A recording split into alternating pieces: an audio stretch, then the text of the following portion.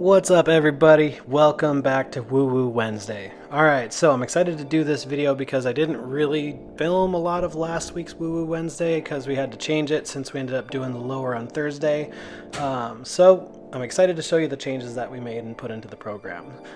So starting with the strength preparation section of the workout. So this is the movement prep or the warm-up. I'm going to be using the RMT club. This is a casting squat instead of the samurai squat. That ended up being a better variation for me on Monday. So I have these programmed in as part of the warm-up for all 3 of the workout days.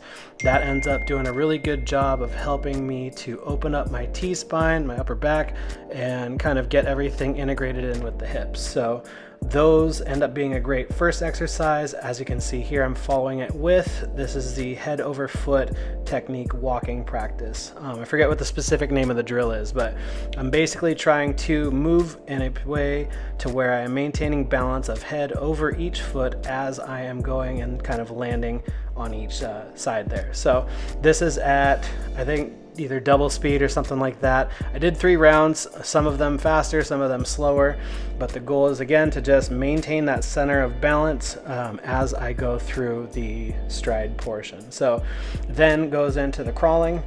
Like I'd said in the last video, I've learned a few new things about this, and that combination of doing the head over foot walking into the crawling is legit. So it worked really well. I was able to get everything opened up and moving really well today. Like I said in the last video, Anisha wasn't able to make it in, so I just kind of came and hung out and played with my toys for a couple hours and did a lot of work. Did a lot of restoration work, did a lot of body tempering, and then spent good amount of time on each of these things. The actual workout portion was less than about an hour. So there you can see I did some sets of the beast crawl as well.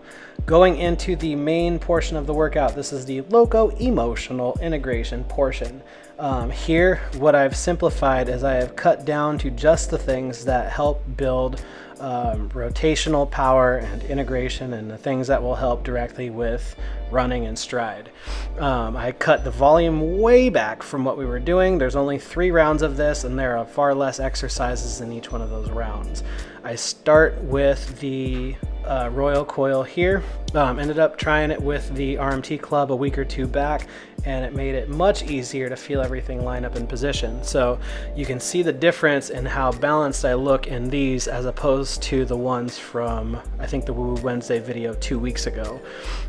There's just something about the way the club sits in the hand, and you end up kind of twisting it into that externally rotated position, and today everything really just fell into place and felt good. So the round starts with 1 rep of that Royal coil on each side, and then progresses into 3 drills with the RMT club.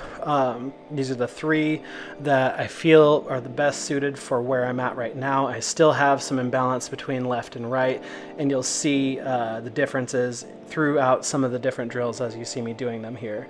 But this first one here is a head over foot pulse. You end up stepping back into that squared off position, and then coiling over the front side foot. As you can see here, my coil on this side is a little derpy. Elbow should be tucked into the side more, but the goal is to keep the head balanced over the foot, find that center of balance throughout the entire body, and then generate that rotational pulse through that position. So it went from that drill into this one. This is the coiling core drill that you've seen me do in a couple workouts now.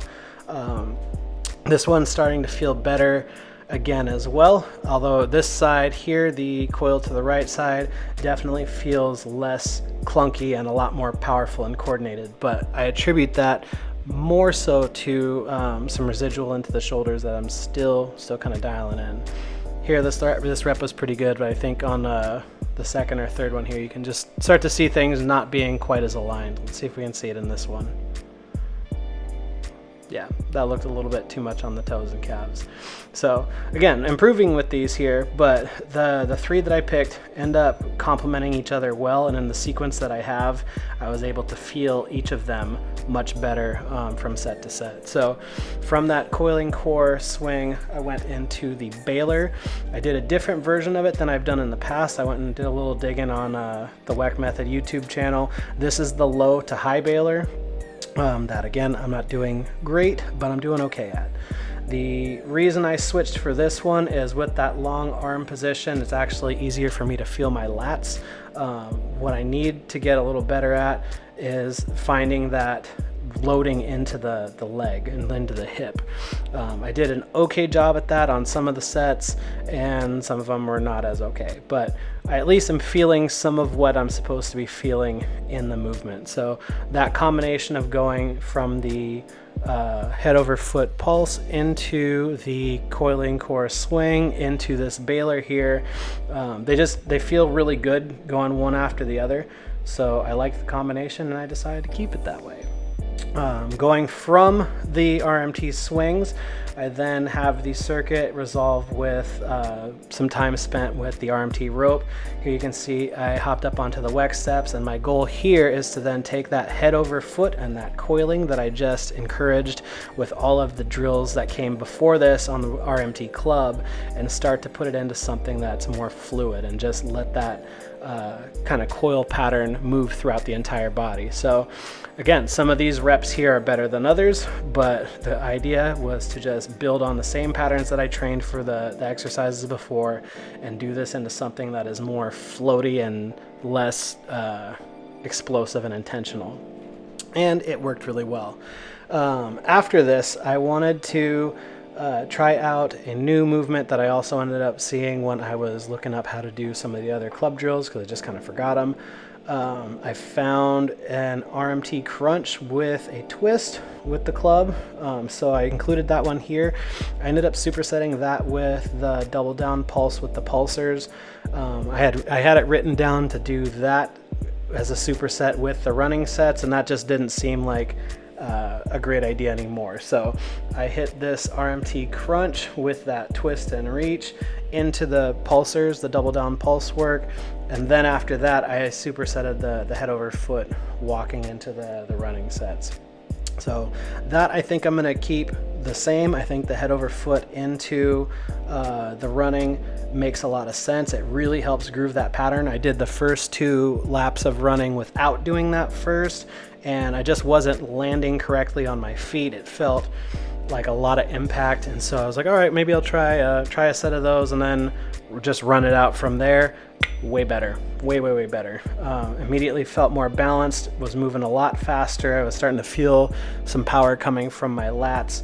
It just changed the motion. So I did the last 3 sets with the head over foot walk going into each of the sets of running. That was much better. That's how I'm going to keep that in the future. What I'll probably do is in the next, next week's going to be week 3, so that one will be different altogether. But in the next rotation, what I think I'll end up doing is go Royo coil into that head over foot swing, into the coiling core swing, into the baler, then spend 30 seconds on the pulsers and resolve that with the rope, and just kind of let that pattern sink in as I breathe the heart rate back down. So I think that combination will be better. Still fairly quick. Each round takes only a couple of minutes, and there's only 3 of them now instead of a million. And then that will set up to then just do the head over foot walking into each lap, each round of the runs. Runs, ha ha ha.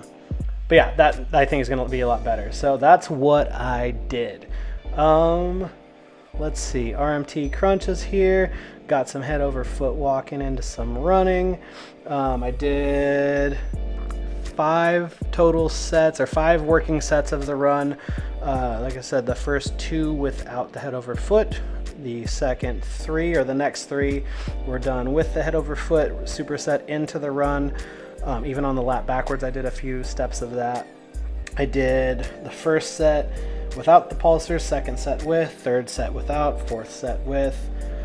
fourth and fifth set with the pulsers. And then after I did all of those sets, I wanted to see what my stride looked like from the side, since pretty much everything's either been me running away and towards the camera, which I can see what's going on there. I can see my feet flipping out. I already understand that. I'm working on it, but I want to see how things look from the side. So I did one extra lap with the pulsers and put a little bit more effort into it, and that went pretty good. I felt like I was moving pretty quick, but I got a little bit sloppy with how I was landing on my feet, so I ended up pissing off my left calf a little bit, but that's okay. It was just tight for a minute. I got it to loosen back up.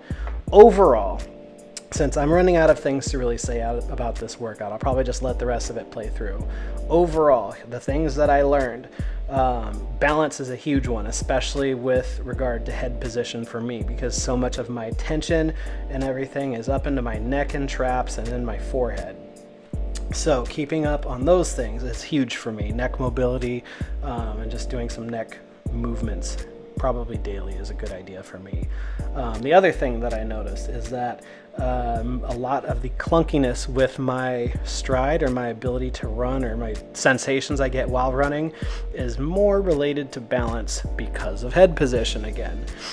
So that's why it has been so important for me to do things like this, where I'm getting the head to move independently of the vision line. I'm holding a consistent line of sight and then moving the head, so that way I'm isolating the vision muscles from the head muscles, right? And just getting those things to all move freely. If I have that freedom of movement in through my head, neck, and vision line, then the rest of my body relaxes. My arms get kind of floppy and stay on my sides instead of stay feeling elevated and up in my ears. And then if those things happen, then the rest of my body moves pretty well and pretty quickly.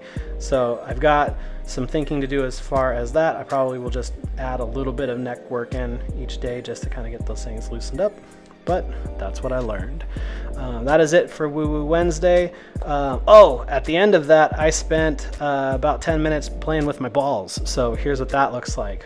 This is balance and coordination and hand-eye coordination and reaction and pressure and all of those things done while doing deep breathing.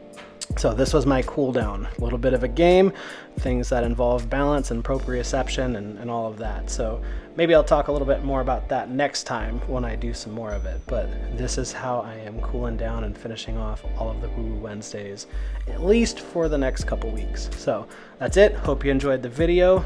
I'll let this play through for the rest of it, and I will see you guys on Friday for some lower. I think I have a heavy deadlift this week. Let's talk about what variation we're gonna do. Let's think about this. Guess I'm not done. It's okay, I think I have another 2 minutes. I should do something conventional. Don't feel like pulling sumo.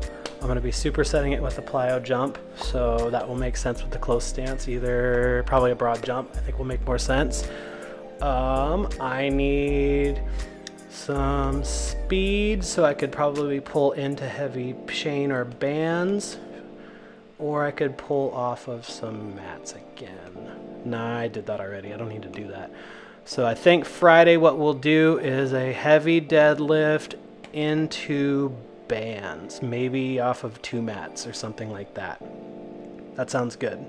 Probably into bands. Deadlift into bands. There you go. You heard it first. Unless things feel shitty, I'm going to do a deadlift into bands.